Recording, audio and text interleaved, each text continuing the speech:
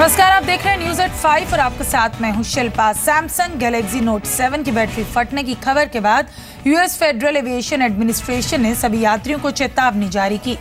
US FAA ने लोगों को आगाह किया कि वो प्लेन में बैठते वक्त इस फोन का इस्तेमाल नहीं कर सकते।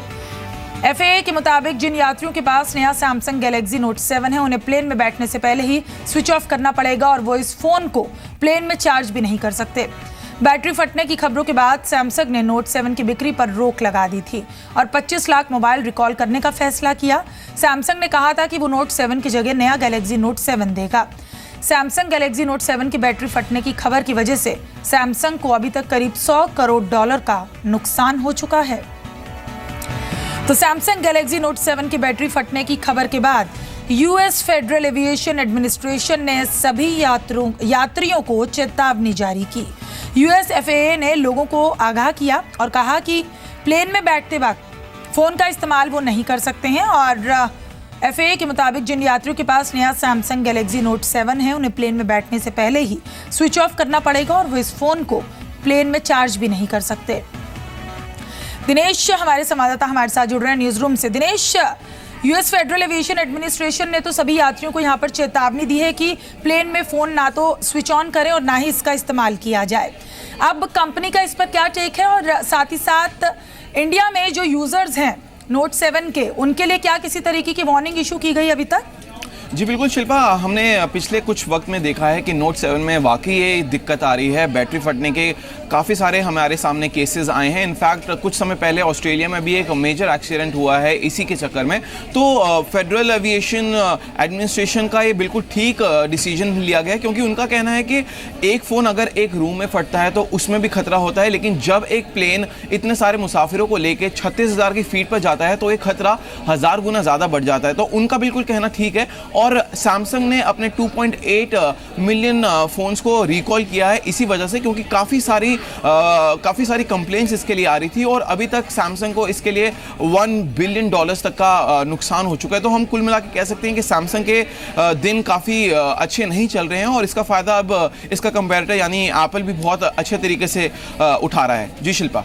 जी दिनेश, जैसा कि आपने भी जिक्र किया कि कंपनी को इससे काफ़ी ज़्यादा नुकसान भी हो रहा है। जाहिर है कंपनी के लिए तो ये टॉप मोस्ट प्रायोरिटी इस वक्त ज़रूर होगी कि किस तरीके से जो हैंडसेट का रिकॉल किया गया इसे ठीक किया जाए।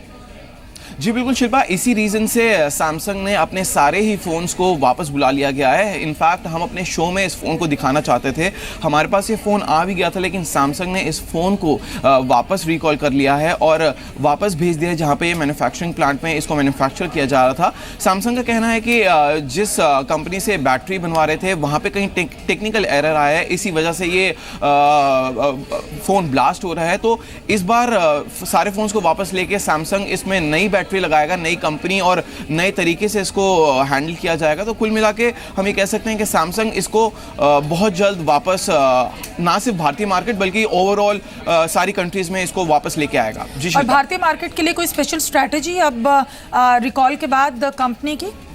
शिल्पा, अभी तक हमें कंफर्म नहीं किया गया है, लेकिन हाँ, इतना भारी नुकसान होने के बाद ज़रूर सैमसंग अपना हर एक कदम फूक के रखेगा। जी शिल्पा। बहुत शुक्रिया दिनेश इस तमाम बातचीत के लिए आपका। सरकार बैक गियर में गाड़ी चलने से बचाव के लिए कदम उठाने जा रही है। सरकार जल्द ही सभी नई गाड़ियों में रियर व्यू सेंसर जरूरी करने की तैयारी कर रही है। इस बारे में ट्रांसपोर्ट मंत्रालय जल्दी नोटिफिकेशन जारी करेगा। इसके अलावा गाड़ियों में स्पीड वार्निंग सिस्टम, एयरबैग्स भी जरूरी किए जाएंगे। सरकार सुरक्षित सड़कें और स्मार्ट मोबिलिटी के लिए पहली बार देश में वर्ल्ड रोड मीट का आयोजन करने जा रही है। इस मीट से एक दिन पहले दुनिया भर के ट्रांसपोर्ट मंत्रियों की भी मुलाकात होगी। हाल ही में दिल्ली में एक गाड़ी को बैक करते वक्त 3 साल के बच्चे की मौत हो गई। 1 अक्टूबर 2018 से सभी गाड़ियों का ऑटोमेटेड इंस्पेक्शन और फिटनेस सर्टिफिकेशन टेस्ट होगा। तो सरकार बैक गियर में गाड़ी चलने से बचाव के लिए अब जल्दी कदम उठाने जा रही है। ट्रांसपोर्ट मंत्रालय जल्दी नोटिफिकेशन जारी करेगा।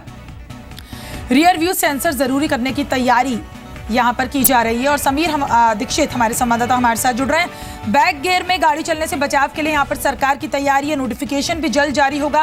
किस तरीके के कदम उठाने जा रही है सरकार? जी बिल्कुल, हाल के दिनों में हमने देखा था कि एक ऐसा वाकया सामने आया था कि जब एक छोटे से बच्चे की मौत हो गई थी, जो कार बैक कर रही थी, उसकी टक्कर लगने से बच्चे की मौत हो गई थी। और इस मामले को गंभीरता से लेते हुए रोड मिनिस्ट्री इस वक्त एक कदम बढ़ा रही, जिसमें आने वाले वक्त में सभी कार में यानी कि सभी वाहनों में रियर सेंसिंग वो लगाया जाएगा। यानी कि जब कार बैक हो रही होगी तो उसके पीछे जो सबसे नजदीकी सामान होगा उसकी दूरी के हिसाब से सेंसर बीप करेगा कार के भीतर, और ड्राइवर को ये पता लग पाएगा कि उसके पीछे कोई सामान या कोई शख्स या कोई व्यक्ति मौजूद है। ये सेंसिंग जो ऑब्जेक्ट है, ये इसको लेकर नोटिफिकेशन जल्द मिनिस्ट्री मंत्रालय जारी करेगा और सभी गाड़ियों में इसको लगाना अनिवार्य हो जाएगा।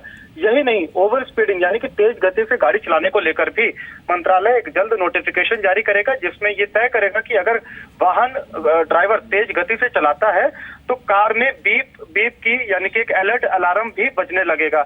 इसी तरीके से ओवर स्पीडिंग और रियर सेंसिंग के अलावा मंत्रालय कुछ और अहम कदम उठाने वाला है, और ये सब कुछ इस दिशा में केंद्रित है कि कैसे सड़क पर होने वाली दुर्घटनाओं को कम किया जा सके, जिसमें मानवीय गलतियां शामिल हैं। जी बहुत शुक्रिया इस बातचीत के लिए आपका। फ्लेक्सी फेयर सिस्टम के बाद रेल यात्रियों को एक और बड़ा झटका लग सकता है। सरकार रेलवे इंश्योरेंस स्कीम का प्रीमियम महंगा कर सकती है। रेलवे इसे 92 पैसे से बढ़ाकर 5 रुपए कर सकता है। दरअसल रेलवे की इंश्योरेंस स्कीम को जबरदस्त रिस्पांस मिला। हफ्ते भर में करीब 20 लाख लोगों ने रेलवे की इंश्योरेंस स्कीम को अपनाया है। रेलवे ने 1 सितंबर से इंश्योरेंस स्कीम शुरू की थी, जिसमें 92 पैसे में रेल यात्रियों को 10 लाख रुपए का इंश्योरेंस मिल रहा है। 5 साल से कम उम्र के बच्चों को छोड़कर सभी यात्री इस स्कीम का फायदा उठा सकते हैं। यह इंश्योरेंस रेल यात्रा के दौरान टिकट बुकिंग के दौरान मिलता है।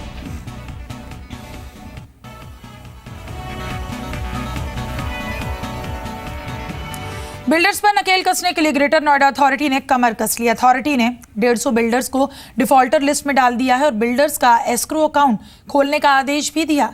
बिल्डर्स पर ग्रेटर नोएडा अथॉरिटी के करीब 4500 करोड़ रुपए बकाया हैं। लाखों होम बायर्स के जख्मों पर मरहम लगाने के लिए ग्रेटर नोएडा अथॉरिटी की तरफ से कार्रवाई शुरू हो गई है। अथॉरिटी ने 150 से ज्यादा बिल्डर की लिस्ट जारी की है, जिन्हें डिफॉल्टर लिस्ट में डाला गया है। होम बायर्स से लगातार किस्त वसूलने के बाद बिल्डर अथॉरिटी का पैसा नहीं दे रहे हैं और अथॉरिटी का बिल्डर्स पर 2600 करोड़ रुपए से ज्यादा का बकाया बन चुका है। वहीं ग्रेटर नोएडा अथॉरिटी को भी बैंक्स को 7000 करोड़ रुपए से ज्यादा रकम देनी है। ग्रेटर नोएडा अथॉरिटी का आम्रपाली पर 879 करोड़, यूनिटेक पर 773 करोड़, सुपरटेक पर 282 करोड़ और पार्श्वनाथ पर 163 का बकाया है, जबकि एल्डिको पर 159 करोड़, एटीएस पर 124 करोड़, ओमेक्स पर 103 करोड़ और पंचशील पर 84 करोड़ रुपए का बकाया है। गुलशन डेवलपर्स पर 64 करोड़ और निराला पर 28 करोड़ रुपए का बकाया है। डिफ़ॉल्ट अमाउंट जब नहीं पे होता है तो उनका आने वाला जो भी स्टेप है, चाहे वो अप्रूवल्स का हो या कंप्लीशन सर्टिफिकेट का हो या रजिस्ट्री का हो, वो नहीं हो पाता, जिसके कारण अल्टीमेट जिनका नुकसान हो रहा है वो है हमारे बायर्स। तो उसके लिए हम लोग ने जो व्यवस्था की कि जो उनके आउटस्टैंडिंग आज के तारीख में अमाउंट है उनका वो 25% हमारा जमा कर दें। होम बायर्स के हितों को ध्यान में रखते हुए अथॉरिटी ने बिल्डर्स के साथ एस्क्रो अकाउंट खोलने का फैसला किया है। एस्क्रो अकाउंट खुलने के बाद प्रोजेक्ट का पैसा उसी प्रोजेक्ट में लग सकेगा और उसके लिए बिल्डर, अथॉरिटी और बायर तीनों की कंसेंट जरूरी होगी और इससे तीनों को ही फायदा होगा। कि जितने भी प्रोजेक्ट हैं उस प्रोजेक्ट वाइज एस्क्रो अकाउंट खुलवाएंगे। हर प्रोजेक्ट का एक अलग एस्क्रो अकाउंट खुलवाएगा, जिससे कि एक कॉन्फिडेंस बिल्डिंग मेजर्स बन सके, क्योंकि अभी एक विशियस साइकिल सा हो गया है। क्योंकि डेवलपर्स का कहना है कि हमारे पास जो बायर्स हैं उनका पैसा आना इनफ्लो बंद हो गया है, इसलिए हम आपका नहीं पे कर पा रहे हैं।